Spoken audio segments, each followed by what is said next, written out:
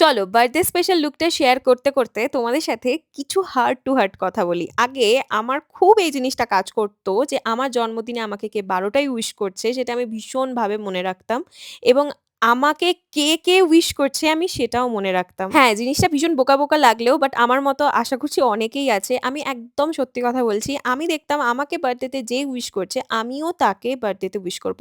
সে যদি না করে আমিও করব না। রীতিমতো আমি ২ মিনিট অন্তর ফোন চেক করতাম, WhatsApp চেক করতাম যে আমাকে কে উইশ করছে তাকে থ্যাংক ইউ জানানোর জন্য। আর যদি কোনো একটা মানুষ যে আমাকে ভুলবশত উইশ করতে ভুলে গেছে কিন্তু আমি তাকে একটুখানি গুরুত্বপূর্ণ লিস্টেই রেখেছিলাম, বাট সে ভুলে গেল ধরো, তখন কিন্তু আমি সারা জন্মদিনটাই মন খারাপ করতাম। কিন্তু যত বড় হচ্ছি তত ওই বিষয়গুলো ভাবলে না আমার ভীষণ হাসি পায় এখন। এখন আমি ফোন চেক করি না বললেই চলে। আর এই জিনিসগুলো আমি শিখেছি সত্যি কথা বলতে শাগনিকের থেকে। ও একদম এগুলোর পরোয়া করে না। আর ওর থেকেই আমি শিখেছি যে মানুষের কাছ থেকে কোনোদিনও খুব বেশি এক্সপেকটেশন রাখতে নেই। তবে হ্যাঁ, আমি একদম বলব না আমি এক্সপেকটেশন রাখি না, আমি রাখি। তবে আমার নিজের মানুষগুলোর থেকে রাখি। আমি একদমই এক্সপেক্ট করি যে আমাকে আমার কাছের মানুষগুলো শাগনিক আমাকে ১২ টার সময় উইশ করবে। তারা কিছু একটা করবে আমার বার্থডেতে। যেমন প্রত্যেকটা বার্থডেতে আমার মা আমাকে অনেক কিছু রান্না করে খাওয়ায়। সেইরকমই আমি জানি শাগনিকও আমার জন্য অনেক কিছু করে। আমার দিদিরা করে। তো এইগুলোই এখন আমার কাছে অনেক কিছু। তাই আমার লাইফের ওই হাড্ডা-কাড্ডা মানুষগুলো কে উইশ করলো, কে উইশ করলো না